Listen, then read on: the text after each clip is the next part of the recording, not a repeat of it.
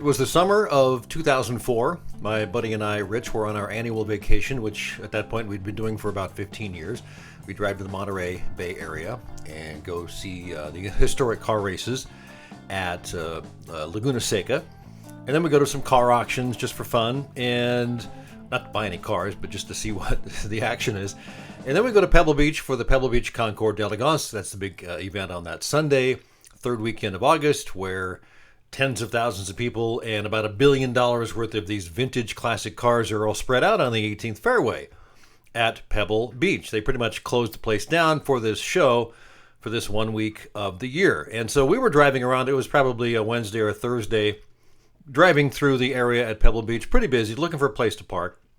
And we come along the side of the lodge, the north side of the lodge, and we see, well, there's kind of a driveway there. Maybe we can park down there. So we kind of head down there, and there's a guy that's standing there kind of looking at us come down, and he waves us through. And we go, okay, well, we'll drive down there. Next thing we know, we're driving on the fairway, the 18th fairway, in our Chevy van, along the little paved road where they take the golf carts. we drove all the way, the length of the 550 yards or whatever it is, that fairway, and drove all the way down, turned around, came back. No one said anything to us.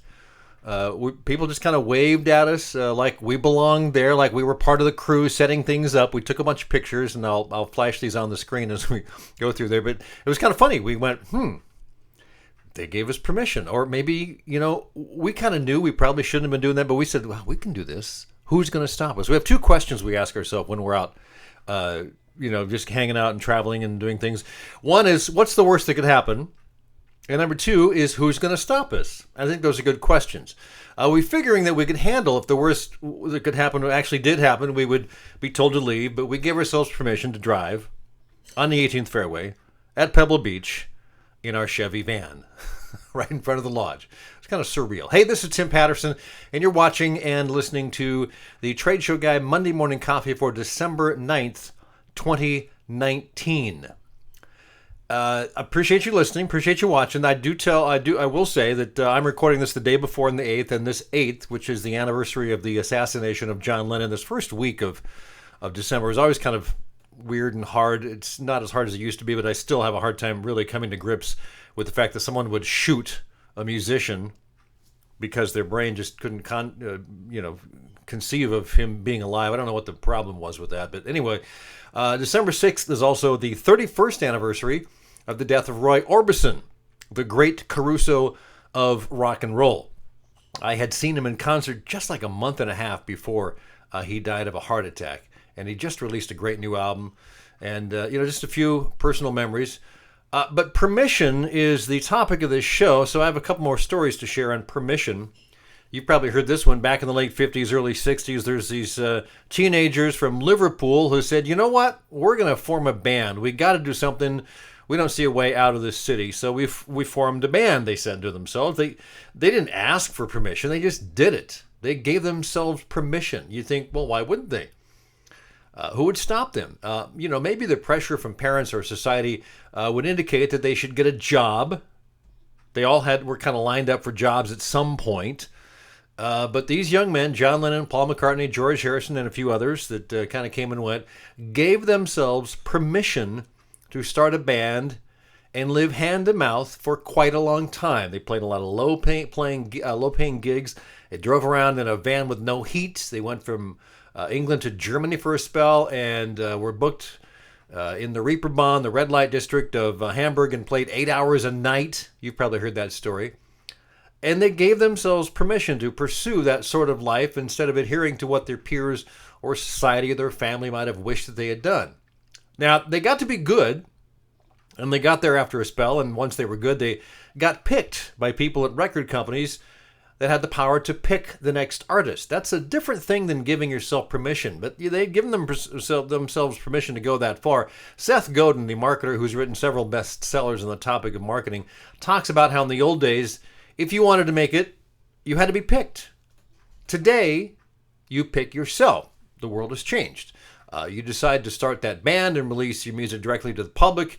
You don't have to go through the process of getting picked. Same with writing and publishing a book. You don't have to be picked. You can go direct.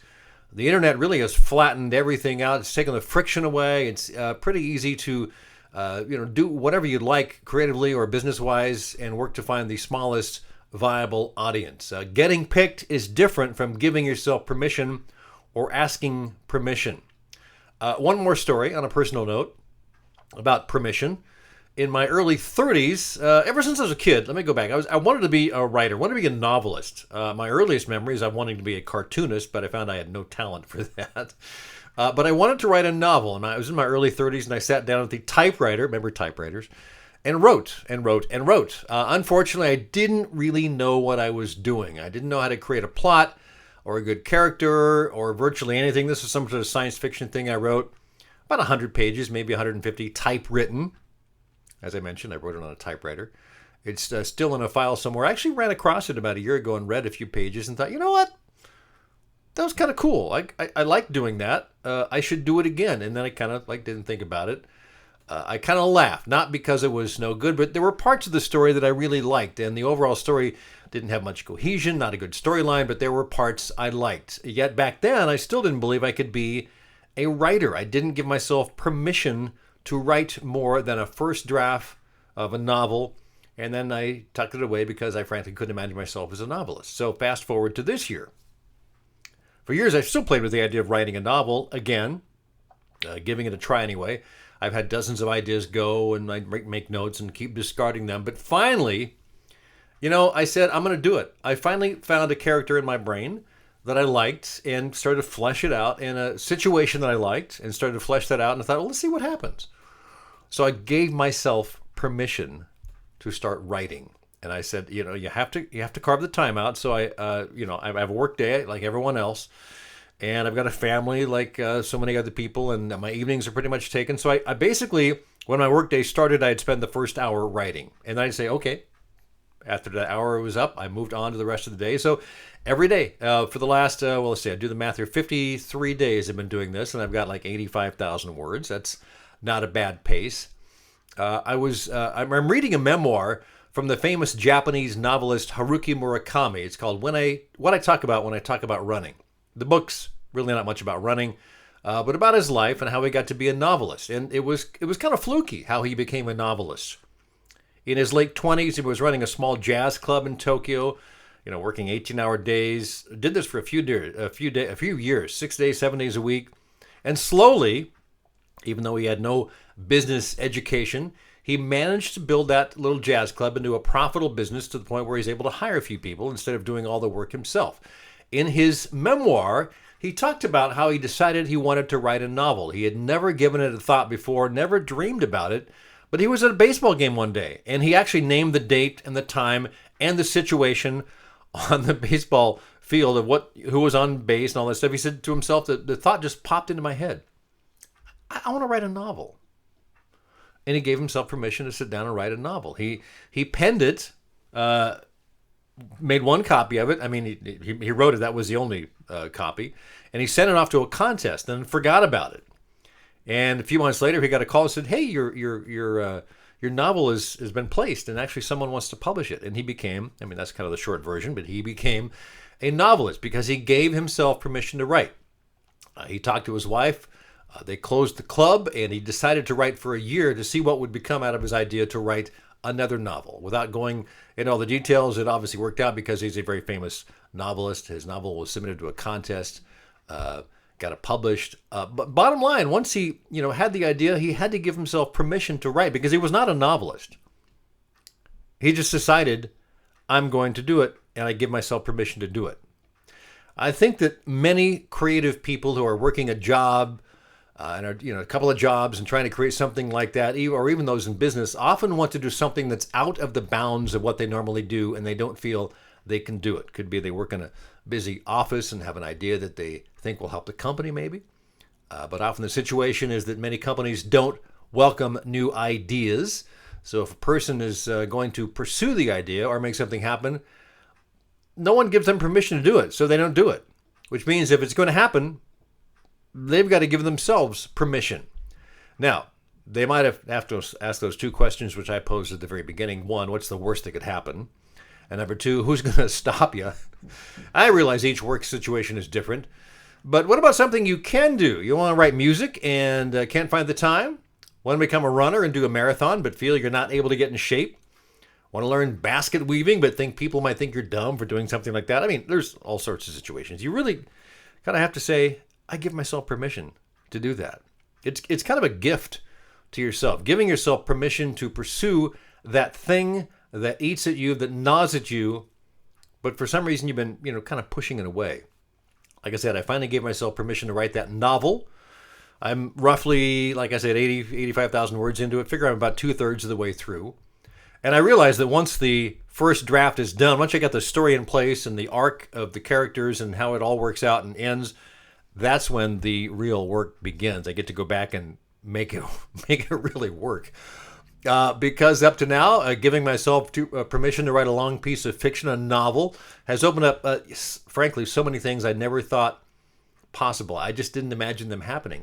It's exhilarating to me when I get thinking about the next few steps of the story, or what happens when you create characters in a situation and then you imagine what's going to happen and you learn about the characters and how they're going to move, what motivates them, why are they doing some things.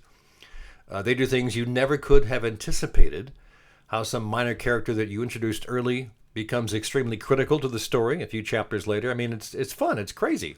Stuff I never thought would happen. And I know the next step, like I mentioned, the second draft, where I get to fix a lot of things in the timeline and clean up some of the characters' movements and spell out their motivation. It's really a hell of a process, and I'm loving it. But it happened only because I gave myself permission. Now, here's the flip side of that story. There's also the concept of giving yourself permission to not do something. Earlier this year, I set up my new Mac. I bought a piece of software called Logic Pro X. It's a music creation software. And for years, I've been wanting to do more music recording, writing. I actually write a fair amount of music, at least bits and pieces. I have a number of songs I've written. Over the last 30 years, I probably have 100 songs that are kind of tucked away somewhere. Some of them okay, And I spent a few months watching tutorials on this software because, frankly, it's a complicated piece of work. And I was going to do that. And then I got this idea for the novel. So I had to choose. What do I pursue in my very limited time that I can carve out? What do I set aside? Honestly, I kept thinking it would work itself out and I could do both.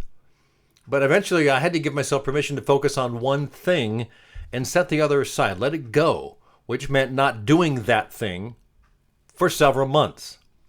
There's only so many hours in a day, right? I got a business to run, a family to be a part of. I got a dog to walk every day. He insists, rain, shine, sun, snow. So yeah, wish me luck on how it all turns out. I'll probably need it. So what do you need to give yourself permission to do? Hey, this week's trade show tip. Let's keep this theme going. I mean, what is your company not doing in trade show marketing that you think you should be doing? Can you give yourself permission to try something new and different?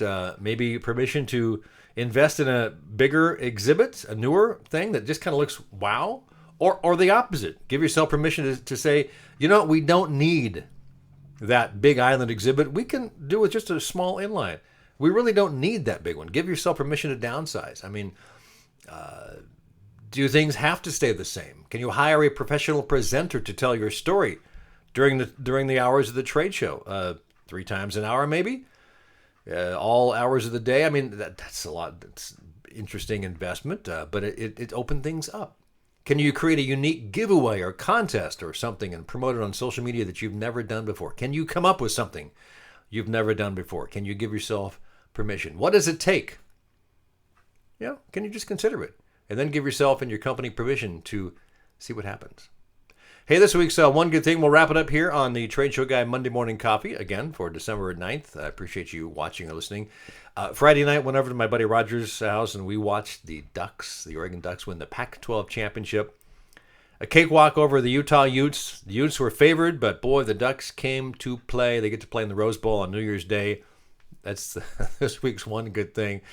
That was a great game. Anyway, have yourself a great week, and I'll catch you next time here on Trade Show Guy Monday Morning Coffee. And don't forget to give yourself permission.